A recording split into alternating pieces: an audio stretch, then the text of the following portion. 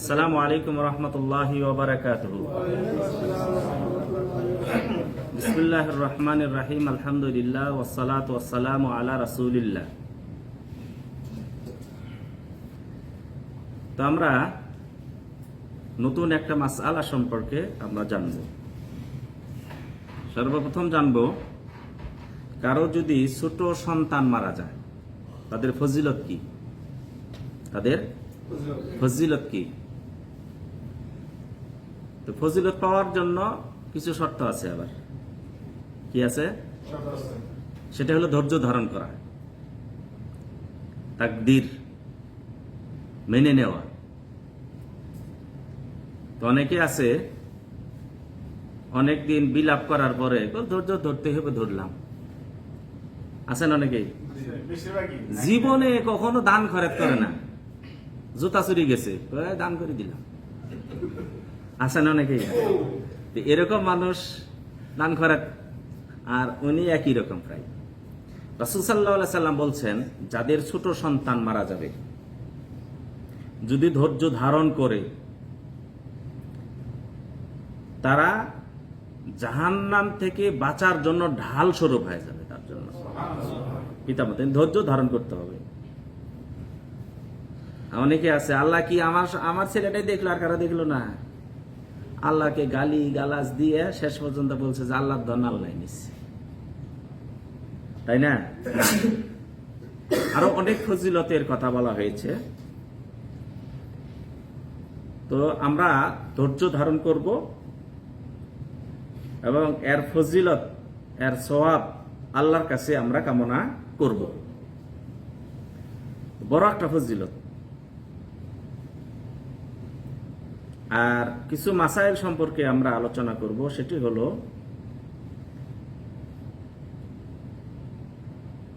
এক বছর, 2 বছর, 1 মাস, 2 মাস পরে যদি মারা যায়, তার তো জানাজা পড়বই।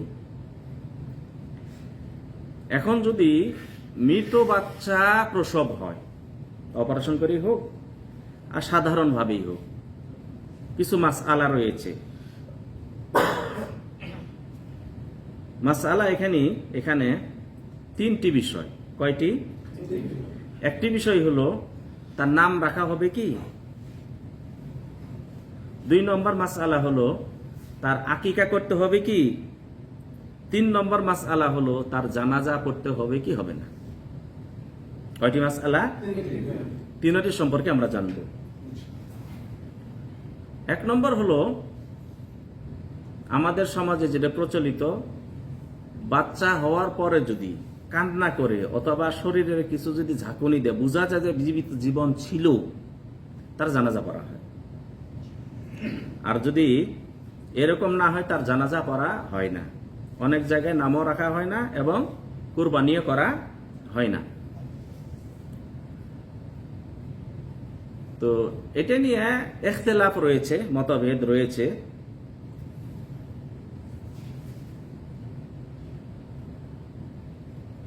তো একজন মানুষের গর্ভে যখন আপনার সন্তান ধারণ করে, আমরা যে হাদিসটা পেয়েছি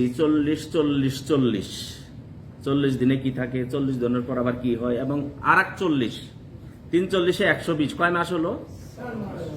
4 মাসে তার ভিতরে রূহ ফুঁকে দেওয়া হয়। কি দেওয়া হয়? রূহ, জীবন আসে তার ভিতর। কি আসে? জীবন আসে।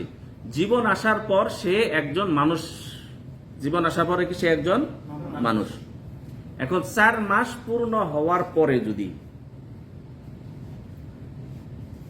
পড়ে যায়, কি হয়ে যায়? পড়ে যায়, তার জন্য জীবিত সন্তানের মতোই তার মাসআলা।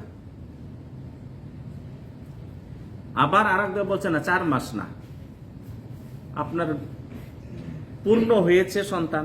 পূর্ণ কয় মাসে হয়? 10 মাস ও 10 দিনে নাকি? হ্যাঁ, এটা made in Bangladesh. Made in কি? বাংলাদেশ। গর্ভধারণের সময় কত মাস ধরা হয়? হ্যাঁ, একটু বাড়াইতে হবে, 9 মাস। কয় মাস? 9 মাস। আমরা যত মাস, 10 মাস 10 দিন ধরে। হ্যাঁ, তো 9 মাস, 6 মাসের বাচ্চাও কি টিউবে রাখতে হয় অনেক সময়।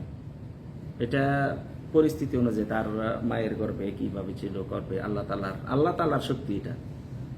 7 মাস হলেও কি অনেক সময় টিউবে রাখতে হয় না, অনেক সময় আবার তাড়াতাড়ি হলে টিউবে কয়েকদিন রাখতে হয়। টিউব মানে ডাক্তার একটা প্রক্রিয়া, ভিতরে আলো দিয়ে কি দিয়ে যা রাখে সেখানে। এখন পূর্ণ যখন হয় 8 থেকে 9 মাস, এরপরে যদি বাচ্চা পড়ে যায় তাহলে সে জীবিত বাচ্চার বিধান বা মাসআলা ধরা হবে। আবার অনেকে বলেছে না, বাচ্চা 9 মাসই হয়েছে, আরো 15 দিন ছিল, কিন্তু মৃত বাচ্চা হয়েছে, সে মৃত ধরা হবে। ঠিক আছে, তবে এখানে যেটা মাসআলা, আপনার সন্তানে যখন রূহ ফুঁকে দেওয়া হলো সেটা আপনার সন্তান। রূহ ফুঁকে দেওয়ার পরে কি হলো? আপনার সন্তান।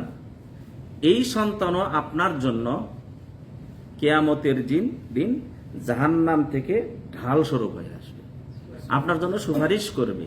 আপনার জন্য কি করবে? সুপারিশ করবে, এবং আপনাকে ধরে নিয়ে জান্নাতের দরজায় অপেক্ষা করবে আপনার জন্য।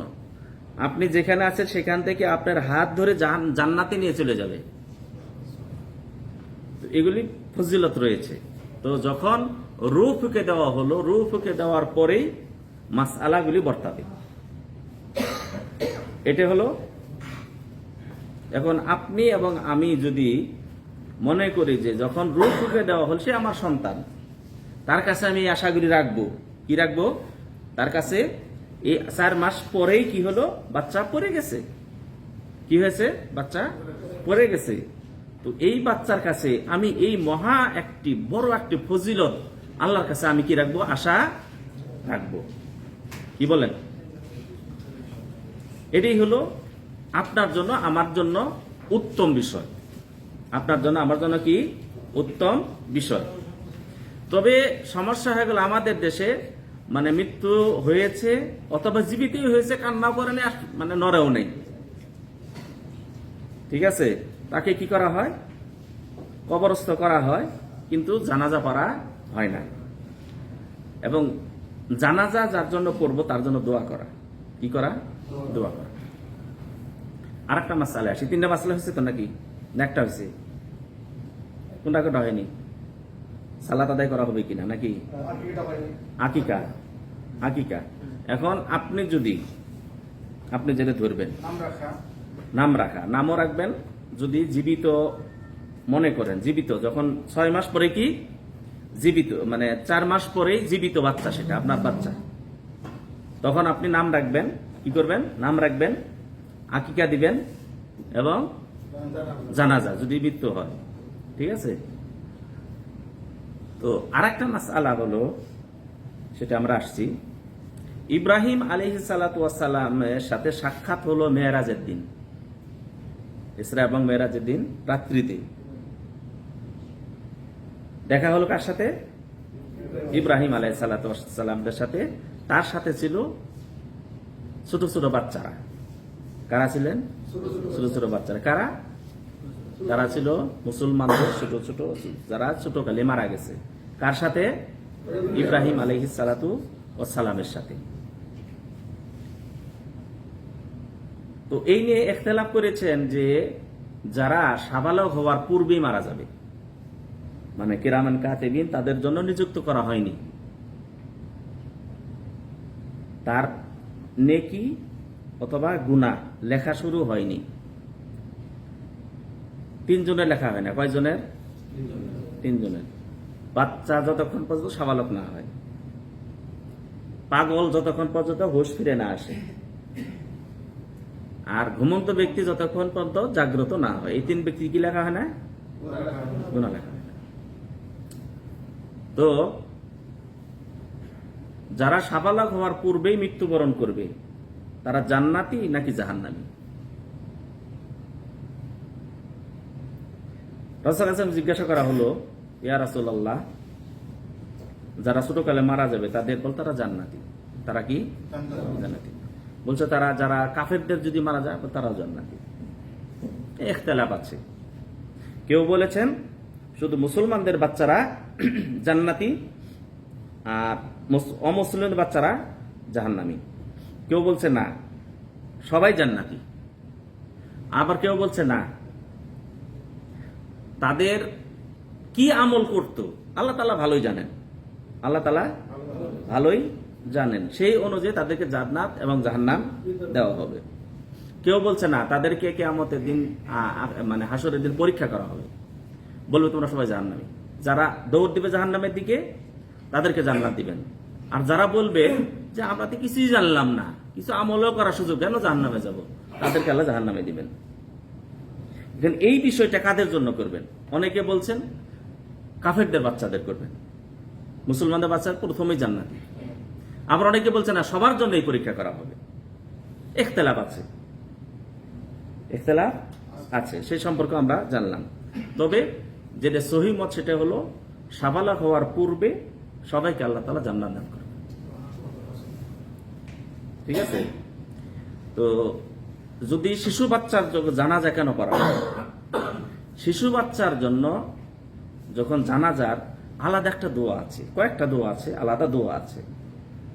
তা হলো, আল্লাহ তুমি এই বাচ্চাটাকে তার পিতা মাতার জন্য আগেই তুমি তার জন্য প্রস্তুতি করে রাখো, যাতে করে পিতা মাতা জান্নাতের জন্য সুব্যবস্থা হয়। আগেই তার জন্য কি করো? ব্যবস্থা করে রাখো। এবং আল্লাহ তুমি তার জন্য এই সন্তানকে যে দোয়াটা করো, সুপারিশ করবে, সুপারিশটা তুমি কবুল করবে, পিতা মাতার জন্য সুপারিশ করবে, তুমি কবুল করবে। আল্লাহ এই বাচ্চাটাকে তুমি কার দায়িত্বে রাখবে? ইব্রাহিম আলাইহিস সালাতু ওয়াস সালামের দায়িত্বে রাখবে। কার দায়িত্বে? ইব্রাহিম আলাইহিস সালাতু ওয়াস সালামের দায়িত্বে রাখবে। তাহলে জানাজা করলে পিতা মাতার জন্য কত বড় একটা দোয়া করা হলো, কত বড় কি করা হলো? দোয়া করা হলো। এই জন্য কি জানাজাও করার দরকার। এখন হলো নাম রাখবেন। কি রাখবেন? নাম রাখতে হবে, ভালো নাম রাখবেন। একটা আমাদের দেশে নাম রাখে কি বলে, মোহাম্মদ হাফিজ উদ্দিন আহমদ, তারপরে কি সাগর। ঠিক আছে? মোহাম্মদ সলিম উদ্দিন, আরো কয়েকটা লেখার পরে আব্দুল বাতেন, তারপরে লেখে বল্টু। কিন্তু নাম যেটা হয় এটা বল্টুই হয়। আসল নাম কোনটা? আসল নামটা এমন করে কাপড় দিয়ে পেঁচাই আলমারিতে রাখা হয়, পুরাতন যেন না হয়। তাই করি না আমরা? আসলে নাম হবে কয়টি? যেটা ডাকবেন যখন মানুষের রূহ যখন নেওয়া হবে, রূহ নেওয়ার পরে মালাকুল মউত, রূহ নেওয়ার পরে নিযুক্ত ফেরেশতাদের দিবেন। ফেরেশতা নিয়ে যখন উপর দিক আরোহণ করা শুরু করবেন, তখন যেই ফেরেশতার কাছ দিয়ে যাবে সেই ফেরেশতা বলবে যে অমুকের ছেলে অমুক, দুনিয়াতে যে প্রসিদ্ধ নামটা, সুন্দর নামটা নিয়েই উল্লেখ করবে। এখন আপনার ছেলের নামই রাখছে বল্টু।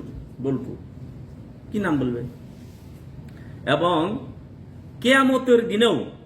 কেয়ামতের দিনেও সুন্দর নাম বলে, তার নাম বাপের নাম বলে ডাকা হবে। এখন আপনার ছেলের নাম ভালো না, মানে একটা রাখলেন যেটা কখনো ব্যবহারই করা হলো না। এলাকাতে যখন যাইবেন, যখন আপনাকে চিনবেই না, আব্দুল সালামকে তো চিনি না। এই ঘুরে ঘুরে ঘুরে ঘুরে বলে, ভাই এই যেরকম লোকটা মানে সৌদি আরবে ছিল, তারপরে সৌদি আরবে আসছে, আসার পরে সম্ভবত সে বিয়ে করেছে, বিয়েতে মানে 3টা গরু জবাই করেছিল। ও বাবলু বলছে, হ্যাঁ হ্যাঁ হ্যাঁ, আব্দুল সালাম নাম জানি না। কি এই জন্য ভালো নাম রাখবেন, একটাই নাম রাখবেন। কি নাম রাখবেন? ভালো নাম রাখবেন। এখানে অনেক সময় ভিসা যখন বাইর করে নাম লিখছে মোহাম্মদ সেলিম উদ্দিন আহমদ বল্টু, নাম হলো 4টে। একটা হলো তার নাম, একটা তার বাপের নাম, একটা তার দাদার নাম, আর একটা হলো দাদার বাপের নাম পর্যন্ত একাই নিয়ে মানে ধরিয়ে রাখছে। বোঝা গেছে তো? এখানে দেখবেন অনেক সময় নাম যখন লিখবেন, একটা নামের আছে, একটা নাম লিখলেন, তারপরের নাম, তারপরের নাম, তার আপনার 4টে নাম একাই। একটা নাম রাখবেন এবং ভালো নাম রাখবেন। কি নাম রাখবেন? ভালো নাম রাখবেন, যার অর্থ আছে। সাহাবাদের নাম আছে, নবী রাসূলদের নাম আছে, তার নামটা কি করবেন আপনারা রাখবেন, এবং তার অর্থটা যেন ভালো হয়। কি হয় বলে কোরআন থেকে নিছি, তুকাযযিবান, আল্লাহর কাছে এই নামটি এত মানে প্রিয় যে 30 বারের অর্ধেক আল্লাহ তাআলা কি করছেন ওইটা উল্লেখ করছেন। তার অর্থটা কি বোঝা গেছে? তো তো অর্থটাও লাগবে। তো কোরআনে উল্লেখ হয়েছে, আপনি নিলেন, বুঝতে পারছেন? তো তো আমরা অর্থবোধক সুন্দর নামগুলি আমরা চয়ন করব। আর 3 নম্বর হলো আকিকার ব্যাপারটা।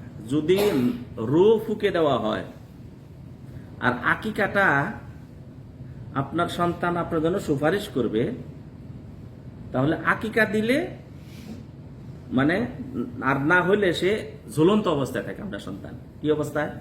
আপনার সাথে সম্পর্ক যেটা ঝুলন্ত অবস্থার সম্পর্ক না। আকিকা যখন দিবেন ঝুলন্তটা কেটে যাবে। কি করে যাবে? তখন আপনার শিশু সন্তান মারা গেছে, রূহ আসার পরে সে একজন মানুষ হয়েছে। রূহ আসার পরে সে কি একজন মানুষ। তার জন্য মেয়ে হলে একটি আর ছেলে হলে কয়টি করবো? আকিকা দিবেন 2টি। উত্তম ছাগল। অনেক সময় মনে করি অনেকে বলে যে কুরবানির সাথে দিল না, কুরবানির সাথে চলবে না। কুরবানির ব্যাপারে ভাগ বটরের কথা চলছে, ভাগ। আকিকার কথা কিন্তু আসেনি। আকিকা আপনি উত্তম যেটা সেটা হলো আপনার বলে গেলেন যে আমি তো ভাই বিদেশ থাকি, অনেকের দাবি ছিল আমার সন্তান হয়েছে, বড় একটা অনুষ্ঠান করব। গরু ছাড়া তো হবে না, তো গরু দেন, কিন্তু আপনার সুন্নতটাকে পালন করেন। সবচেয়ে কম দামি 3000 টাকা 6000 টাকা দিয়ে ছেলের জন্য 2টা ছাগল কিনা, তো সুন্নত আদায় করলেন, এরপরে গরু করেন। অনেকে বলছে যদি গরু দিলেও 2টি দিতে হবে। কটা দিতে হবে? 2টি দিতে হবে। একজন গরু 2টা দিল, আপনি ছাগল 2টা দিলেন। কেন দিলেন? রাসূলের সুন্নত হিসেবে। তাহলে গরুর থেকে সওয়াব আপনি ছাগলে বেশি পাবেন। রাসূল ছাগল দিয়েছেন, এবার ছাগলের কথা এসেছে, ঠিক আছে। আপনি ছাগল দেন, 7 দিনের দিন আপনি আকিকা দিয়ে দেন। যদি না পারেন 14 দিন, তারপরে যে কোনো সময় দিয়ে দেন আপনার সচ্ছলতা অনুযায়ী। এখন এই আকিকার ব্যাপারে আপনি দেশে আছেন, বাচ্চা হয়েছে আসার 4 দিন আগে, এখন আপনি চলে আসবেন। আপনি যদি মনে করেন না কয়েকদিন আগেই দিলাম, সেটাও দিতে পারবেন। কি করতে পারবেন? তাও কি করবে? দিতে পারবেন। এখন আপনি মনে করলেন যে আমি দেশেই যাচ্ছি কিন্তু 7ম দিনে পৌঁছতে পারতেছি না, আর 2 দিনে দেরি হবে, দেরি করে দিতে পারবেন। উত্তম হলো 7 দিনের দিন। 7 দিনের কি উত্তম। তবে এটাও হতে পারে যে 7 দিনের দিনে ক্রয় করে জবাই করে রাখি দিলেন, আপনি যাওয়ার পরে বিলি করলেন। নিজের হাতে বিলি করা একটা আলাদা আনন্দ, তাই না? আলাদা কি আনন্দ। অনেকে আছে আমরা ফকির মিসকিনকে খাওয়াই, কিন্তু আপনি যখন বসে থেকে খাওয়াবেন এটা আনন্দই আলাদা, তাই না? হইতে পারে। তাহলে মাসালা 1 নম্বর হলো নাম রাখবো। আর যখন রূহ এসেছে তখন তাকে আমার সন্তান মনে করব, এবং এই সন্তানের জন্য আল্লাহর কাছে আশা রাখবো, আল্লাহ তুমি সুপারিশকারী হিসেবে তুমি আমার জন্য তুমি রেখে দিবে। কি হিসেবে? সুপারিশকারী হিসেবে রেখে দিবে। জুয়েল একটু সামনে আসেন, ঠিক আছে। তো আমাদের জুয়েল এখানে যান, আরো সামনে আসেন। আমাদের জুয়েল ভাই সবাই চিনেন। তো জুয়েল ভাইয়ের প্রথম এক মেয়ে ছিল, এরপরে আবার এখানে ছিল স্ত্রী, তো পেটে বাচ্চা দেশে পাঠাই দিছে। পাঠানোর পরে তো গত সপ্তাহে আল্ট্রাসাউন্ড করা হয়েছে, আল্ট্রাসাউন্ড বলছে ছেলে হবে। এবার সবাই খুশি। গত বৃহস্পতিবারে নড়াচড়া কম, ডাক্তারের কাছে নিয়ে গেছে, গায়ে নিয়ে গেছে, বল ঠিক আছে। এরপর নড়াচড়া আরো কম, তারপরে নিয়ে গেছে হাসপাতালে, বলছে হার্টবিট কমে গেছে। অন্য হাসপাতালে নিয়ে গেছে, যাওয়ার পরে মৃত, মানে 8-10 দিন পরে বাচ্চা হতো, মৃত ছেলে জন্মগ্রহণ করেছে। তো আমাদের দেশে যেটা কালচার, কবর খুঁড়েছে, কাফন পরাইছে, এমনি জানাজা সারে মাটি দিয়েছে। কিন্তু আমরা কি জানলাম কি করব? আমরা জানাজা করব। তাহলে তার বাপ এখানে আছে, আজকে আমরা তার জানাজা করব। ঠিক আছে ভাই, তার জানাজা করব। তো দোয়া করবেন তার জন্য, তার স্ত্রীর জন্য করবেন, যাতে করে কিয়ামতের দিন তাদের জন্য বড় একটা মর্যাদার কারণ হয়। এবং নাম রেখেছে ইউসুফ, যেন কি হয়? মর্যাদার জন্য কারণ হয়। তো আমরা একটু পরে আমরা জানাজা পড়বো, তাকে বলবো ধৈর্য ধারণ করবেন। ধৈর্য ধারণ করলে আল্লাহ তাআলা আপনার জন্য আপনার জন্য বড় মহামূল্য একটা সম্পদ কিয়ামতের জন্য আপনার জন্য জান্নাতে যাওয়ার একটা ওসিলা, জান্নাতে যাওয়ার একটা মাধ্যম হয়ে থাকবে। এবং তার জন্য দোয়া করবেন এবং সন্তানের জন্য নাম রাখবেন। ইউসুফ নাম রেখেছেন আলহামদুলিল্লাহ, এবং আকিকা যে ছেলে হয়েছে দুইটাই দিবেন ইনশাআল্লাহ, দুইটাই দিবেন। আজকে আমরা জানাজা করব। বসেন, গিয়ে সামনে বসেন। এখন জানাজা কেমনে পড়বো? আমাদের দেশে জানাজা দুই রকম পড়া হয়। কয় রকমের? দুই রকমের পড়া হয়। দুই রকমের পড়া হয় এই জন্য, একটা হলো যে প্রথমে সানা পড়া হয়, তারপরে দরুদ শরীফ, তারপরে দোয়া, তারপরে সালাম। আবার আর এক প্রকার যেটা, সেটা হলো প্রথম সানা পড়ার পরে সূরা ফাতিহা, আর একটা সূরা কুল সূরা বেশি পড়া হয়, কুল সূরা তো ফজিলত ছোট, এরপরে দরুদ, এরপরে হলো দোয়া, এরপরে সালাম। দুই দিন সালাম ফিরাবেন না, একদিন সালাম ফিরাবেন। এখন এটা সুন্নতি ব্যাপার। কি ব্যাপার?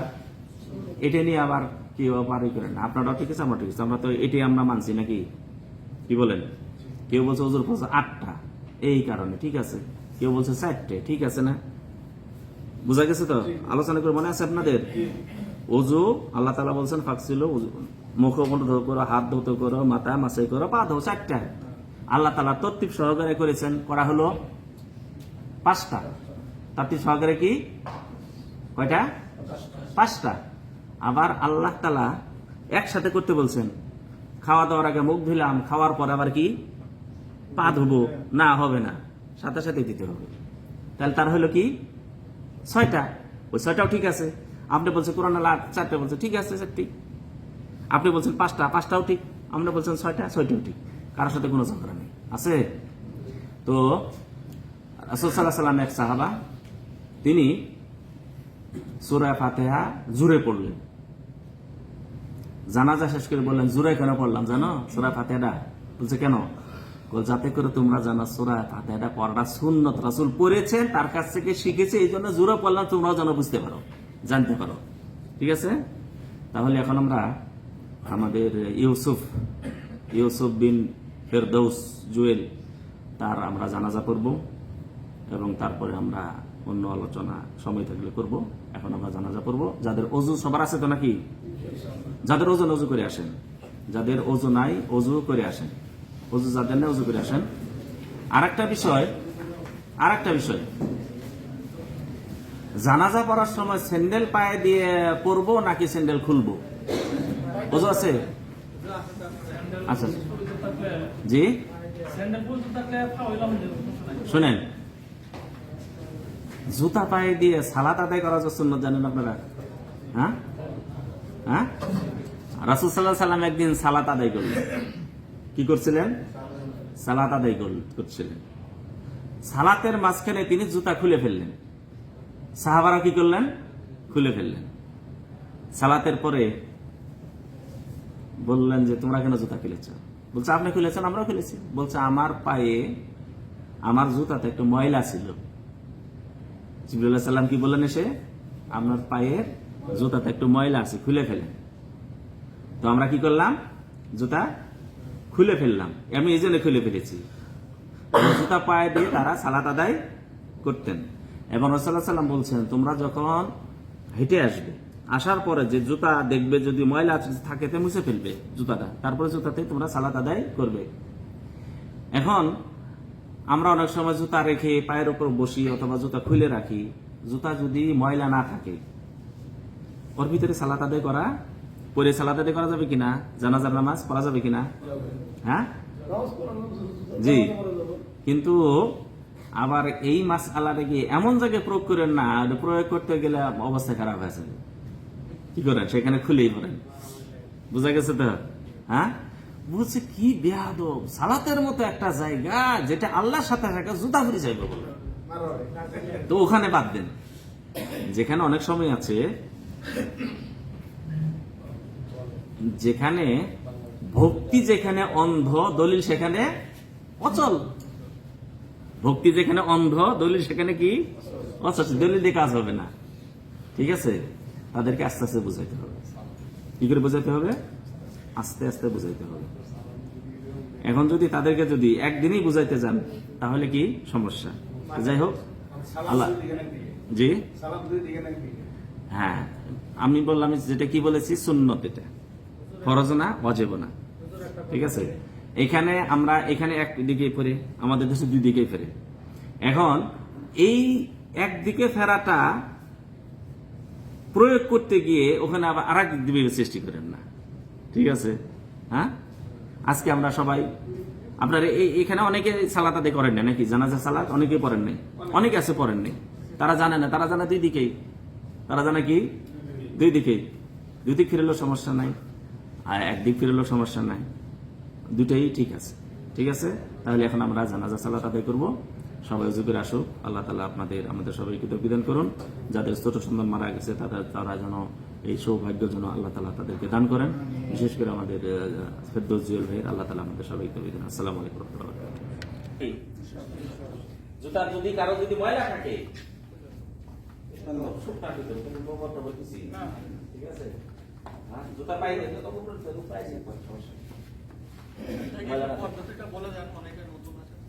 পদ্ধতি আমরা তাকবীর কয়টা? প্রথম কি করবো? এটা কি ফরজে কিফায়া না ফরজে আইন? ফরজে কিফায়া হলো কিছু লোক পড়লেই হবে, আর যদি কিছু লোক না পড়ে সবাই গুনাহগার হবে। আর ফরজে আইন যদি পড়তেই হবে। ঠিক আছে, তো প্রথম তাকবীর, আর প্রত্যেক তাকবীরে হাত উঠাবো। আর যদি কেউ মনে করেন না হাত না উঠানো এটা উত্তম, আপনার কাছে মনে হয়েছে এটা উঠায়েন না, বুঝা গেছে? কেউ মনে করবে কি এটাই আমার উত্তম, আসলে উত্তম না, আপনার কাছে উত্তম মনে হয়েছে করেন, আমরা বাধা দেব না।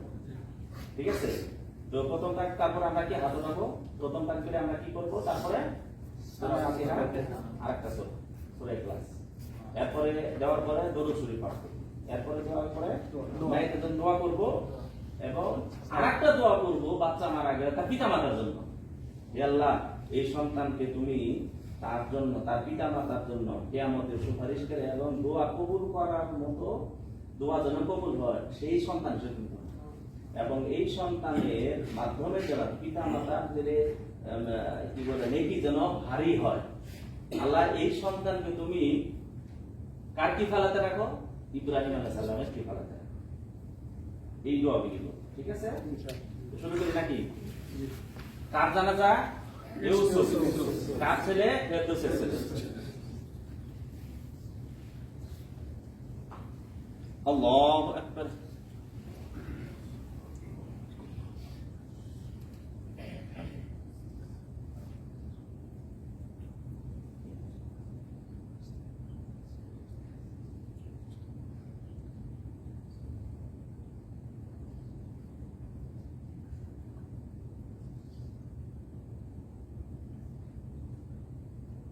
আল্লাহু আকবার।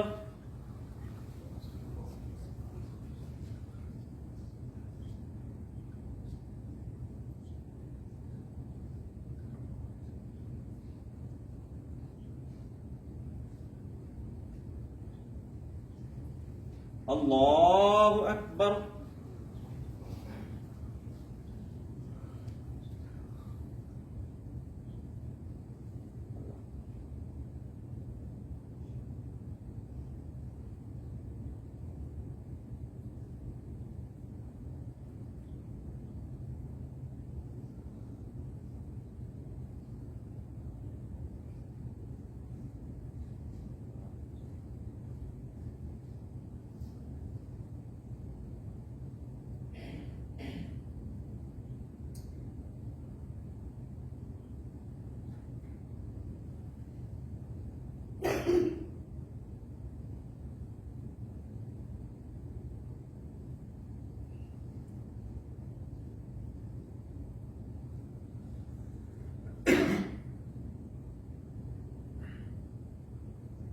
আল্লাহু আকবার।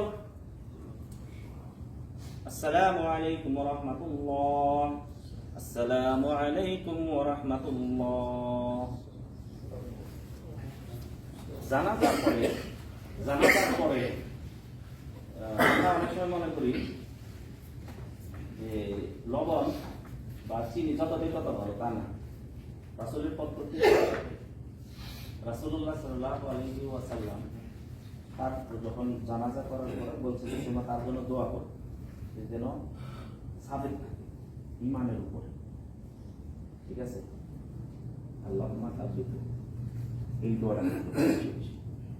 আর আমরা যে দেশে যে হাত তুলে মোনাজাত করি, রাসূল থেকে প্রমাণিত না, রাসূল থেকে প্রমাণিত না। আর জানাজা করলে লাভটা কি হবে জানেন? এখানে আমাদের একটা লাভ। আর রাসূল সাল্লাল্লাহু আলাইহি ওয়াসাল্লাম বলছেন জানাজার নামাজ আদায় করলে তার জন্য 1 কিরাত সওয়াব, আর যদি লাশ নিয়ে কবর পর্যন্ত যায় তার জন্য 2 কিরাত সওয়াব। ইয়া রাসূলুল্লাহ, কিরাত তো বুঝলাম না। বলছে কিরাত হলো উহুদ পাহাড়ের সমান। তাহলে সবটা কত বড়? উহুদ পাহাড়ের সমান সওয়াব। এখন কবর পর্যন্ত যে কি মাটি দেওয়া কি শর্ত? মাটি দেওয়া শর্ত না, যাওয়া হলো শর্ত। মাটি দেওয়া আমরা মনে করি মাটি দিলাম না দিলে কেমন হলো না। এখন অনেক সময় দেখা গেল যে লক্ষ লক্ষ মানুষ সবাই মাটি দিবে। মাটি যারা দিতে পারবেন দিবেন, আর দিতে পারলে সমস্যা, কিন্তু সব পাইবেন। আপনি জানাজা পড়লেন, পড়ে আপনি কবর পর্যন্ত গেলেন, তার জন্য আপনাকে 2 কিরাত সওয়াব। কয় কিরাত? 2 কিরাত। কত বড়? দুই উহুদ পাহাড়। একটাই উহুদ পাহাড়ের সমান। একটাই কি? দুইটা উহুদ পাহাড়ের সমান সওয়াব পাবো। তাহলে আজকে আমরা যে জানাজাটা পড়লাম 1 কিরাত সওয়াব। কত বড় সওয়াব? 1 কিরাত মানে কি? উহুদ পাহাড়ের সমান। আর কিয়ামতের দিন ছোট্ট একটি নেকির জন্য দৌড়াদৌড়ি করবে। পরের কত নাকি? ছোট্ট একটা গুনাহ। গুনাহ ছোট আছে, বড় আছে না? কবিরা গুনাহ বলি না, কি বলি না? কবিরা গুনাহ। সগীরা গুনাহ মানে ছোট, কবিরা গুনাহ মানে কি? বড় গুনাহ। আর সওয়াবও ছোট আছে, বড় আছে। জানাজার সওয়াব কত বড়? পাহাড় সমতুল্য। ঠিক আছে, পাহাড় সমতুল্য। কোরআন পড়লে কয়টা সওয়াব হয়? একটা অক্ষরে 10টা। কয়টা? আবার কে জানে? একটা। একটা অক্ষর বললে কটা নাকি? আবার একটা বলে নাকি? কোরআন পড়লে এক অক্ষরে কয়টা নাকি? এক নাকি? শুনে নাকি? কোরআন পড়লে একটা অক্ষরে কটা সওয়াব? একটা। আর একটা হলো 10টা সমতুল্য। হাদিসে এইভাবে আসছে। ঠিক আছে, কি বলছে? আশারু আমসালিহা। বলছে যে কোরআন একটা অক্ষর পড়লে একটা সওয়াব, আর এই সওয়াবটা হলো 10 নেকির সমতুল্য। বড় নেকি। কয় নেকি? বড় নেকি। সরাসরি 10টা বললেও হয়ে যায়, কিন্তু হলো ওই দিক দিয়ে হলো। কিন্তু হাদিসের ভাষ্য যেটা, কোরআনের একটা আয়াত পড়লে একটি সওয়াব, আর একটি সওয়াব 10 নেকির সমতুল্য। বড় নেকি। কত বড় নেকি? বড় নেকি। বোঝা গেছে? তাহলে হাদিসে অনুবাদ করব, সরাসরি অনুবাদ করলে এইভাবেই হবে। আর যেটা আমরা শুনে আসছি এক অক্ষরে আসলে 10টাই, 10টা সমতুল্য। একটাই 10টা সমতুল্য। পাইলেন কটা? 10টাই। কিন্তু রাসূলের ভাষ্য কি? কোরআনের একটা অক্ষর বললে একটা নেকি, আর একটা নেকি 10 নেকি সমতুল্য। তো যাই হোক, আল্লাহ তাআলা আমরা একটু দোয়া করি আল্লাহ রাব্বুল আলামিন। জি, প্রশ্নটা কে? সংক্ষেপে আপনি যে বিষয়ে আলোচনা করেন সেই বিষয়ে জানার জন্য আমি আসছি। তো প্রশ্ন করলে বিরক্ত হবেন না? না, বিরক্ত হই না। সেটা হচ্ছে কি, যে আমার নিজের ভাই, আমি নিজের চোখে দেখছি, মানে আমার ছোট, তার ছোটটা ওই হয়ে কিছু একটু কান্দা করে মারা গেছে, কিন্তু আমার বাপ মা ছিল অশিক্ষিত, তারা কোনো কিছু করেনি। সেটা আমি করলে কি হবে না হবে না? আপনি ভাই হিসেবে পিতা বাপ মাতা মা মারা গেছে, বাপ মা মারা গেছে, বাপ মা মারা গেছে, কি করতে চান? নাম রাখা হয়নি, কিছুই করা হয়নি, জানাজা দেওয়া হয়নি, আকিকা দেওয়া হয়নি, কিছুই দেওয়া হয়নি। জানাজা আপনি দোয়া করবেন, আপনি দোয়া করলে তার জন্য দোয়া করবেন, এবং ওই দোয়াতে আপনার পিতা মাতাকে শামিল করবেন। আল্লাহ, আমার যে ভাই মারা গেছে, ছোট ভাই বা আপনার বড় ভাই মারা গেছে, ওই ভাই যে ছোট ভাই মারা গেছে যেন কিয়ামতের দিন তার জন্য জান্নাতের যাওয়ার পিতা মাতার জন্য ওসিলা হয়ে যায়। ঠিক আছে, ওই দোয়াটা আকিকা একটা দিকে দেওয়া লাগবে না। না, আকিকা আপনার জন্য। আসসালামু আলাইকুম।